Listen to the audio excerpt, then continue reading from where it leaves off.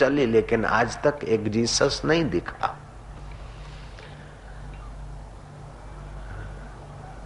कई वाद चले, मोहम्मद के बाद इस्लाम चला, लेकिन दूसरा मोहम्मद नहीं दिखा। गांधी के बाद गांधीवाद चला, लेकिन दूसरा गांधी नहीं दिखा।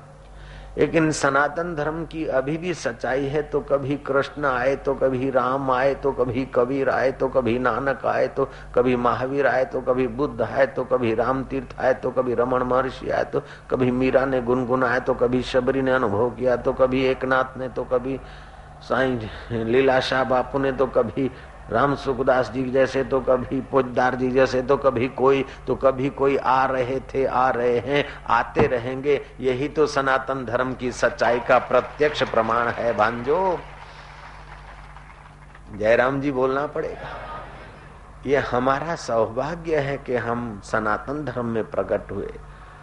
अब उपासना जगत में हमारा धर्म एकदेशी बात नहीं करता कि चलो भगवान को मान लो, सब बाबा जी बन जाओ। नो, सब हिमालय में जाएंगे तो हिमालय भी जयपुर बन जाएगा, अभी भी बनी रहा है वैसे ही। अगर आप ईश्वर को चाहते हो तो ईश्वरीय उपासना करिए। आप अपने कुल परंपरा को दिव्य चमकाना चाहते तो आप पितरों की उपासना करिए। श्राद्ध कर्म करने से आपके घर अच्छी आत्माएं आएंगी। पितरों को संतुष्ट करने से आपके कुल की परंपरा अच्छी चलेगी। ये रिसर्च भारत का है और मजहबों का नहीं है। भगवान रामचंद्र जी ने भी श्राद्ध किया था और एकनाथ जी महाराज ने तो श्राद्ध किया, ब्राह्मणों ने उनका बहिष्कार किया, तो एकनाथ जी ने योग बल से उनके बाप दादा और पुरखों को बुलाकर भोजन करा दिया और पैठान के ब्राह्मणों ने उनके पैर पकड़े के महाराज सचिव। तो ये रिसर्च भारत का है। कहे कि अभी हम श्राद्ध करें, अभी यहाँ भोजन कराए और मेरे माँ बाप पितरलोक में, तो उसको खीर कैसे पहुंचेगी? हाँ, खीर तो नहीं पहुंचेगी। तुम यहाँ रुपया दोगे तो अमेरिका में डॉलर मिलेंगे और लंदन में पाउंड मिलेंगे और कहीं सिलिंग मिलेंगे, तो कहीं स्विस फ्रैंक मिलेंगे स्विस बैंक में। ऐसी जब मानवीय सरकार करेंसी बदल सकती है तो ईश्वरीय सरकार तुम्हारे श्राद्ध की करेंसी बदलकर पितरलोक में पहुंचा दे तो उसे कोई प्रॉब्लम नहीं होता है। तुम यहाँ टेलीफोन का डिब्बे की 9 नंबर है, 10वां तो 0 है। खाली रिंग ठीक से घुमाते हो तो country code, area code, office number होता है। तो टेलीफोन के इस 9 नंबरों से तुम विश्व में कहीं भी संबंध स्थापित कर सकते हो। ऐसे मंत्र विज्ञान से तुम विश्वेश्वर की दुनिया में कहीं भी तुम्हारे पितरलोक हैं उनसे तुम संबंध स्थापित कर सकते हो और विश्वेश्वर परमात्मा के साथ भी कर सकते हो। ये रिसर्च भारत का है। बोले मेरे पिता माता मर गए और उनको 25 साल हो गए, दादा को 80 साल हो गए, परदादा को 100 साल हो गए, तो अभी वो वहां होंगे? तुम्हारे 100 साल पितरलोक के 100 दिन ही तो हुए जयराम जी की। तुम्हारे 200 साल बीते तो उनके तो 200 दिन ही तो हुए। और जरूरी नहीं कि तुम्हारे माता पिता स्वर्गवास होकर पितरलोक में ही हो सकता कि दूसरे शरीर में गए तो फिर बाबा हमारे पिता मान लो के देवता बन गए, हमारा पिता घोड़ा बन गया, तो हमने श्राद्ध किया तो कैसे मिलेगा? को तुमने श्राद्ध किया तो उस दिन उस घोड़े को अच्छा चारा मिलेगा अथवा तो अच्छी जगह उसकी बिक्री हो जाएगी। जो टांगे में घसीट रहा है अपने को तो किसी सेठ के पास बिक जाएगा अथवा कम पैसेंजर लेने वाले आराम से पर्सनल टांग चलाने वाले व्यक्ति के वहां उसकी बिक्री होगी और उसका रहन सहन की व्यवस्था अच्छी हो जाएगी। ये तुम्हारे श्राद्ध का फल है। मैंने आपको सुनाया नहीं बोला है, मैंने सुनकर थोड़ा रिसर्च किया। मेरे पिता गुजर गए, कई वर्ष हो गए, मैंने श्राद्ध किया, अभी वो कहाँ है उसको मैंने अपने योग दृष्टि से खोजा और हमने श्राद्ध किया तो उसको क्या बेनिफिट मिला ये भी हमने देखा और अनुभव किया है। भगवान राम का अनुभव, आशाराम का अनुभव तो ठीक, राम का अनुभव है। राम जी ने दशरथ का श्राद्ध किया तो राम कोई अनजान थे? अब आओ साइंस की दुनिया में। रेडियो स्टेशन वाले बोलते हैं कि रेडियो स्टेशन से जो शब्द निकलता है वो 1 सेकंड में 30 माइल की गति रखता है। कुछ लोग बोलते नहीं, 1 सेकंड में 7 राउंड मार लेता है पृथ्वी के।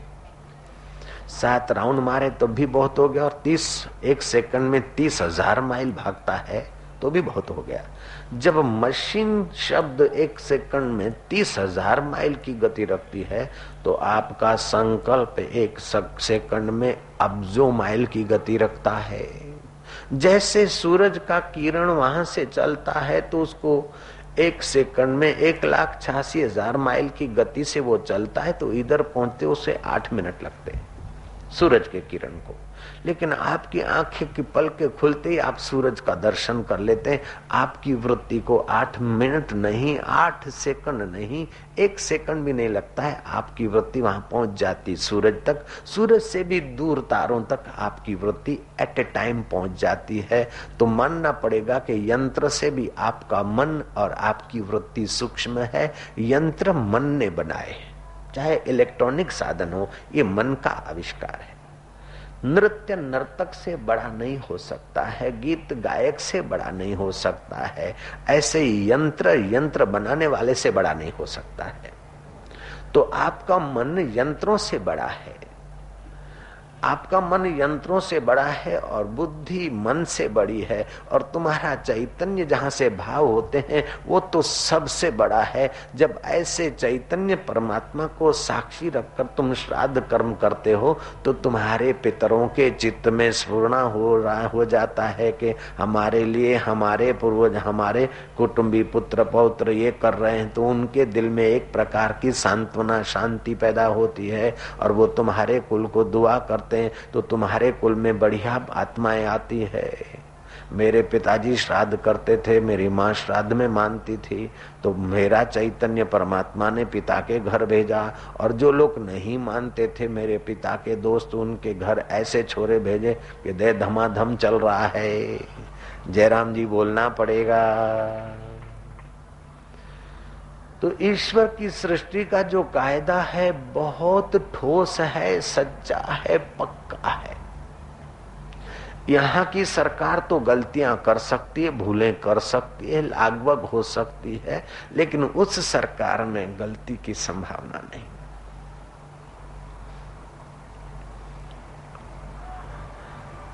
तो जितना जितना हमारा मन सूक्ष्म होगा उतना उतना हमारे दुख मिटेंगे। जितना जितना हमारा मन एकाग्र होगा उतना ही उतना सूक्ष्म होगा, और जितना जितना हमारा मन सूक्ष्म होगा उतना उतना शांति, खुशी और योग्यताओं का विकास होगा। तो छोटे आदमी और बड़े आदमी का फासला भी ये है कि जिसका मन एकाग्र है वो बड़ा आदमी हो जाता है, और जिसका मन चंचल है वो छोटा आदमी रह जाता। जयराम जी की पढ़ाई लिखाई के समय जिस बच्चे का मन नहीं लगता, चंचल है, नहीं लगता, वो न पास हो जाता है, और जिसका मन एकाग्र होता है वो पास हो जाता है, वो IAS ऑफिसर हो जाता है, सर्जन हो जाता है, इंजीनियर हो जाता है, अथवा बड़ा व्यापारी हो जाता है, पढ़ लिख कर विद्वान हो जाता है। ऐहिक जगत में भी एकाग्रता चाहिए। ऐसे ही भगवान के रास्ते चलते और जिस व्यक्ति का मन लग जाता है वो महान प्रसिद्ध संत हो जाते हैं, और जिनका मन कम लगता है वो फिर कम प्रसिद्ध होते हैं, अथवा प्रसिद्ध होना ही कोई एकाग्रता के लक्षण नहीं है। प्रसिद्धि के साथ साथ एकाग्रता है, फिर जो प्रसिद्धि प्रारब्ध है तो प्रसिद्ध हो, अप्रसिद्धि का है तो अप्रसिद्ध, लेकिन एकाग्रता एक शक्ति है, एक आवश्यक वस्तु है। फिर चाहे तुम 2% करो, 1% करो, 25% करो, 50% करो, लेकिन एकाग्रता करना ये सबसे ऊंचे में ऊंची चीज है। तो भगवान बताते कि एकाग्र करें मन, लेकिन मन तो इधर उधर भाग जाता है, अर्जुन ने कहा। तो भगवान उसका उपाय बताते हैं। आप लोग भगवान की वाणी उच्चारण करेंगे। यतो यतो निश्चरति, यतो यतो यतो यतो निश्चरति, यतो यतो निश्चरति, मनश्चंचलम् अस्थिरम्, मनश्चंचलम् स्थिरम्, मनश्चंचलम् स्थिरम्, मनश्चञ्चलं